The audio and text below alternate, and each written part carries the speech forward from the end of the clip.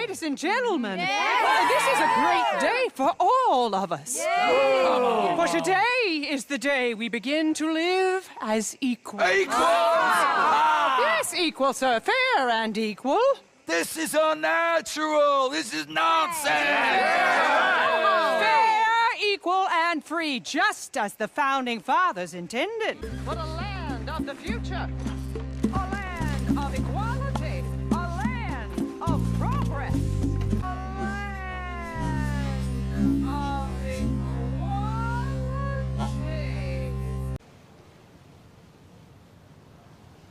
Right. So this is Louis, and for today we're going to be talking about, I got 5 hours of sleep, and I'm on my, 6th take. So you can tell how this is going. But we're going to be talking about women's suffrage.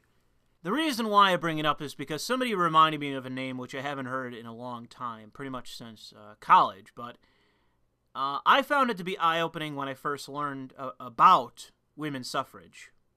Which is called the first iteration of feminism. The basis that we tell ourselves about women's suffrage is a lie. And it's the reason why I'm going to use the example of Red Dead Redemption 2, because it perfectly encapsulates the lie, which is that it was about equality, which is the word that's used in the game by Dan and Sam Hauser. This is a lie. It was never about equality. And as it is with abortion, the main contingent of those that opposed women's suffrage, and as they do today with abortion, it's women that oppose the so-called advancement of women's interests. Because ultimately they fear the consequences. And back in the day when it came to women's suffrage, my understanding of it, for those that disagreed with women getting the vote, it was on the ridiculous basis, and it wasn't the only basis, but a main contingent of what people feared was that women would then be subject to conscription, which I can't even believe they believed. Did they think in a society such as ours, men would agree to have women conscripted? I mean, people talk about thirst for thoughts on Twitch, and how that's funny or amusing, but I think that this is just, in general, a sickness that most men have, where they've kept up this lie, that conservative, liberal, whatever, leftist, we all tell ourselves this lie, that women are equal to men. That is a lie. Women are not equal to men. Women have privileges in the Western world. It has always been true. There's not a time in American history where women have ever been equal to men. And while you can complain about legal equality, in terms of social equality, women have always been seen as better than men, as more deserving than men. And I know that people like to point to, and they do this repeatedly in, Boardwalk Empire. It's so ridiculous in that show how much they do it. They point to abnormalities of the past to cite examples for why progress was justified, why laws should have been passed to justify the world that we live in today. And the problem is that in the world in which we live today, the legal system is tilted in favor of women. It's not necessarily against men, but it is in favor of women. And it isn't just family courts to that end. Stupidly in the past, women thought, and those that were opposed to women's suffrage thought, that the American system, the American government, run by men, would be willing to draft women, when they themselves were just the same men.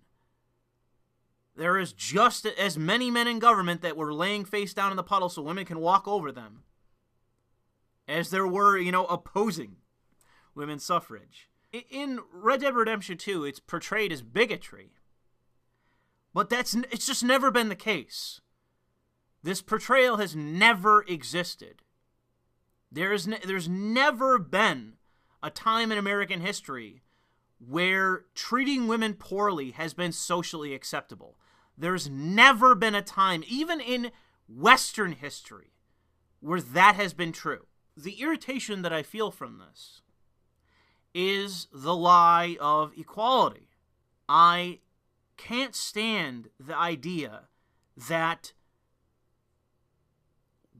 those advocating for more privileges for women in American society, whether it's legal or cultural, social, it's insulting to me that anyone who isn't deluded can think that women don't have incredible social privilege generally in American society. It doesn't matter what corporation you look to. It doesn't matter what agency you look to, what institution you look to, what university you look to. It doesn't matter what structure you look to in American society, whether it's government, whether it's the private sector, whether it's the unions. It doesn't matter. They are all equally falling over themselves to try to tip the fedora harder than each other. They are all trying to structure themselves more and more to the direct benefit of women, and in some ways, to the exclusion of men. If you can name me an institution in the United States that is not doing that, name it below. Give me one. What is it? Name me one.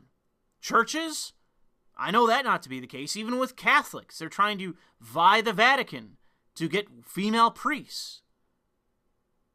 Name me the fucking institution that isn't falling over itself to try to benefit women. So, I don't like the lie. I'd rather us be honest. It doesn't mean that I want women to be treated poorly, but it does mean that I want us to tell the truth about the situation as it is. And as it relates to the past, there's no reason to gloss over the truth. The origins of women's suffrage were that of white supremacy. White supremacy. I'd have to see if I could find the speaker to quote them. But to paraphrase a quote, one vote for a white woman is one less vote for the nigger. That was the basis for women's suffrage. That was the entirety of the campaign in the South. What's also funny is that the Democrats were in large part, and they weren't alone, but they were the party of women's suffrage. They can claim that. But they were also, back in the day, the party of white supremacy. And I don't mean white identity and, off-color, colloquial sayings and shit like that. No, I just mean straight up white supremacy. I really don't think that it's fair to continue to tell these lies about what happened in the past, about the origins of women's suffrage. What was it? What was the basis? What was the campaign? Why was this done? Was it done in the name of equality? And the answer is no. Some campaigners wanted it for more privileges. Some campaigners wanted it to, garner more votes, to create voting farms, to take advantage of women. When I signed up to vote, I had to register for the draft.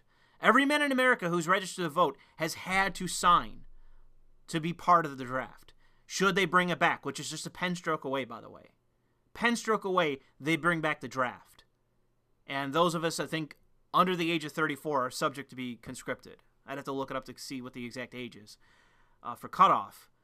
But it should always be in the back of your mind as a citizen that that is possible. Should there ever come a war, like if we go to war against the Chinese or somebody with a huge standing military, it's going to have to come back. A volunteer army is not going to cut it when it comes to having boots on the ground to that scale. So, again, privileges, cynicism, but also putting down the black man. Putting down the suffrage of black men.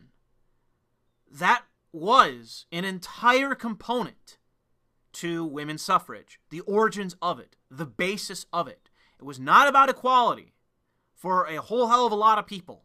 It was about putting down the black man. And I'm sure those of you that are gun rights types, you'll say the same thing about gun control, because there's a lot of truth to that as well, about the origins of gun control in the United States.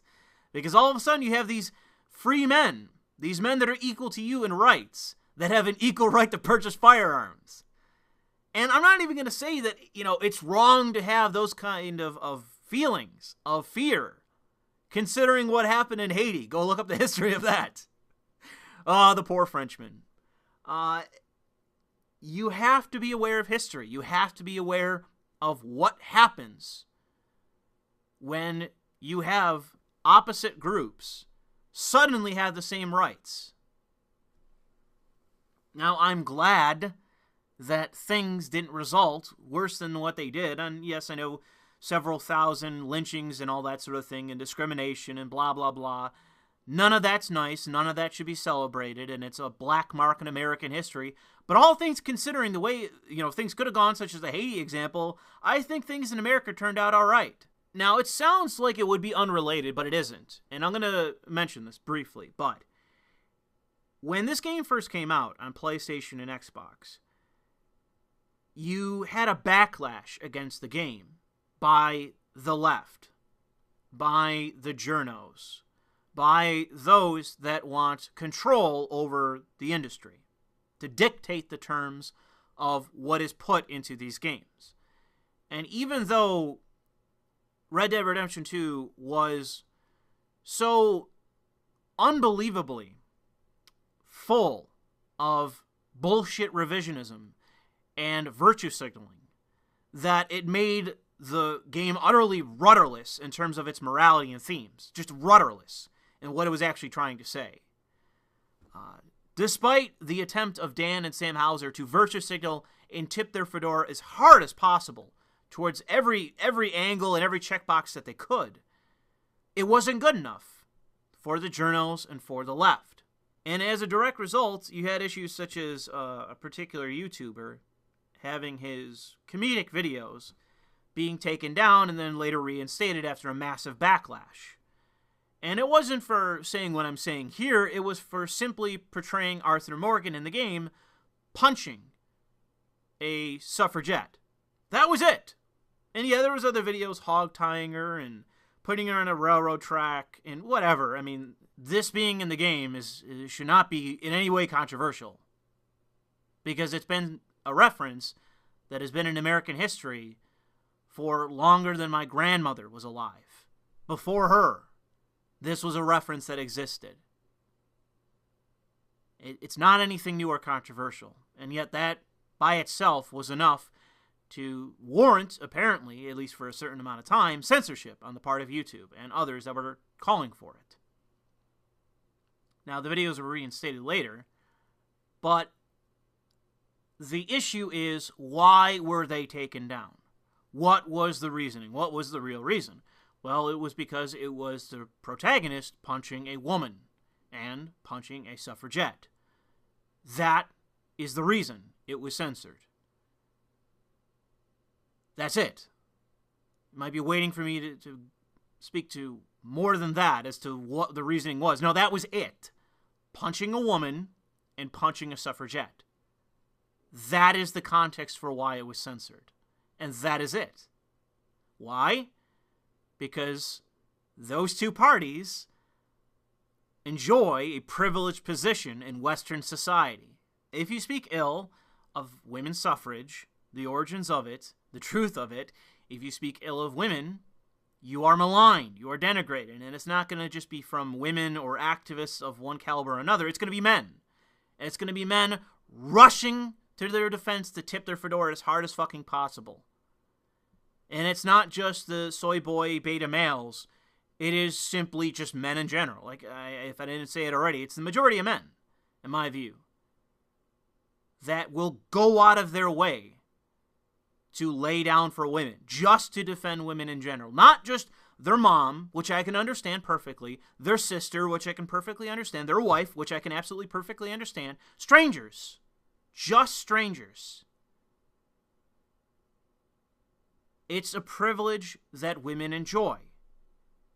And that is the reason. But let's talk about truth. Let's talk about history, what it actually was, and not the fantasy fucking version that we can find in every piece of media today. Whether it's Rockstar or TV, comics, movies, doesn't matter. There is a single way to portray women's suffrage, and that is that it was about equality, when that is a fucking lie.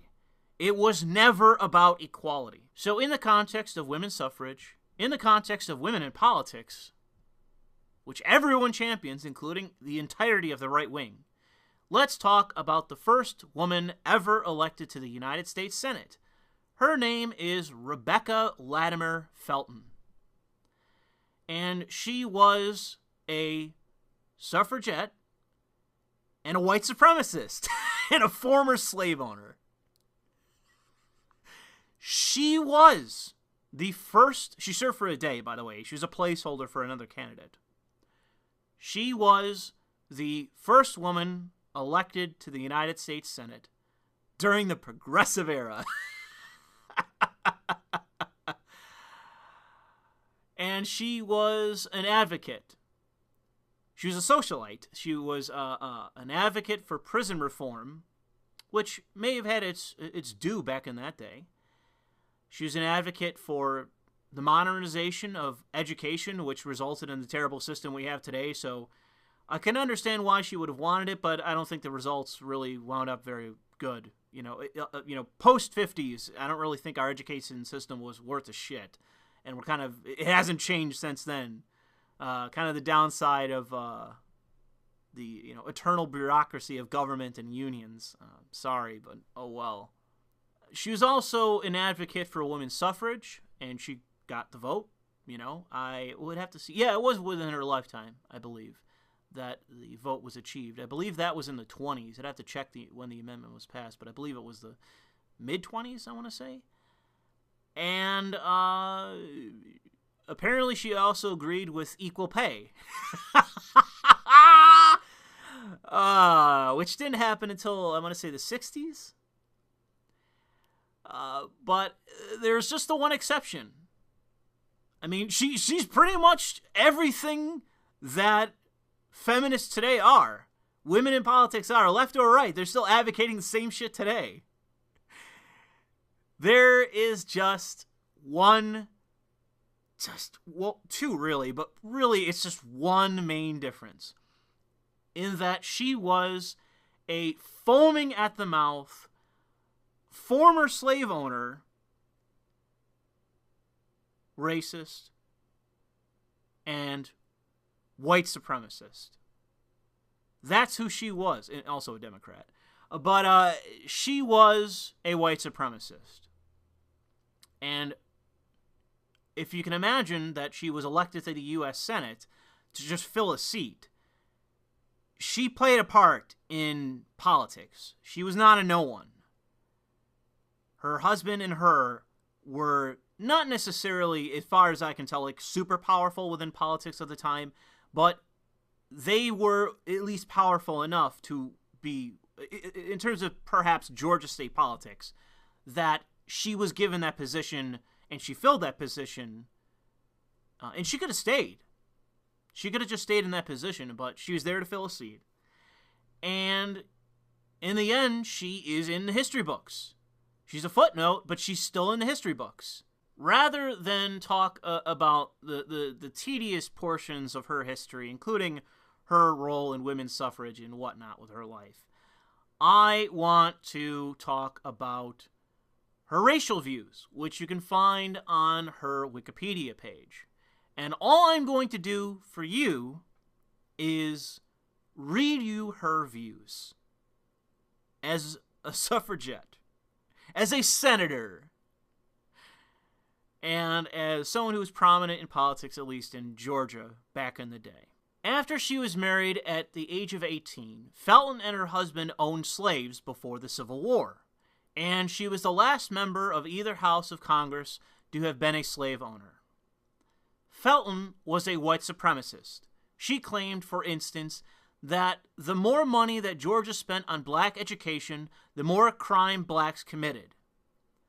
For the 1893 World's Columbia Exhibition, she proposed a Southern exhibit illustrating the slave period, with a cabin and real colored folks making mats, shuck collars, and baskets, a woman to spin and card cotton, and another to play banjo and show the actual life of the slave, not the Uncle Tom sort. She wanted to display the ignorant, contented darky, as distinguished from Harriet Beecher Stowe's monstrosities. Felton considered young blacks who sought equal treatment half-civilized guerrillas, and ascribed to them a brutal lust for white women. While seeking suffrage for women, she decried voting rights for blacks, arguing that it led directly to the rape of white women.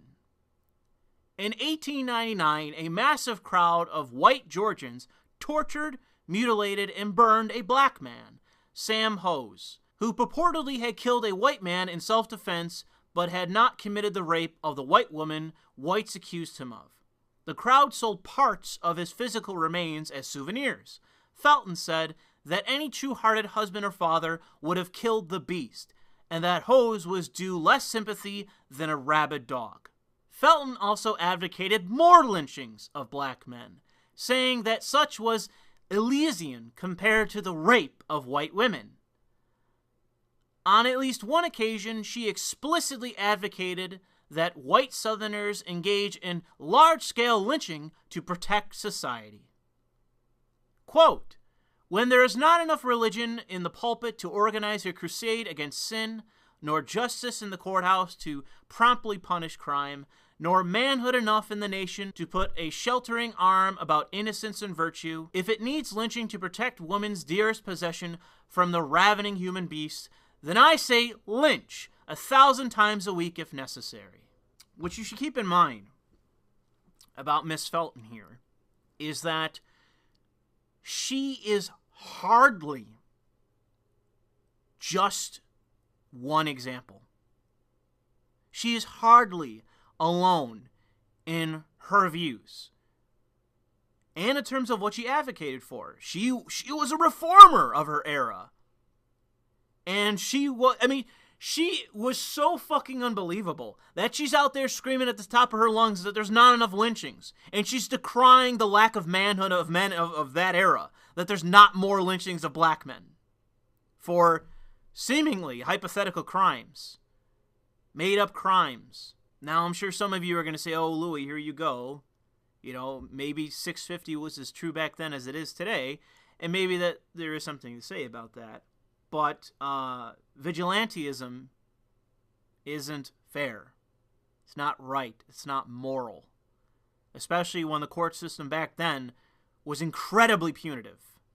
What is moral is arresting someone and accusing someone and prosecuting someone where there's ample evidence. If there is no evidence of a crime being committed by that person, it's just a white woman's word that this black man did something to her, then she is, in the court system, is burdened to prove it. And if they can't prove it, then oh well. I'm sorry, a white woman was imposed upon by an evil black man, but if you don't have the evidence to prove shit, then that's what you got. That's fairness. That's equality. That's, in my view, moral. Unlike today, the benefit of the doubt is given to the accused and not the accuser. That's fair. That's moral. The lynchings were not justified, and I have to say to Miss Felton here that she is in the wrong for advocating for the lynchings of black men for just, based on accusations alone. She's wrong to have done that. She's morally in the wrong, regardless of her reforms to education, to the prison system, to women's suffrage, or whatever, to society at large. To me, that doesn't matter. What matters is that she's advocating for immorality. As she detests immorality here and there, she's on her soapbox lecturing about American society and morality. She's advocating for immorality, for completely indefensible positions and arguments and changes to American society and real-life occurrences that had no justification other than the fever dreams of white people fearing that white women were being accosted by black men. And I'm sure that, rapes and whatnot, molestations did happen then, assaults did happen. But the fact is that just because they do happen to women doesn't mean that, oh my God, we must protect the women.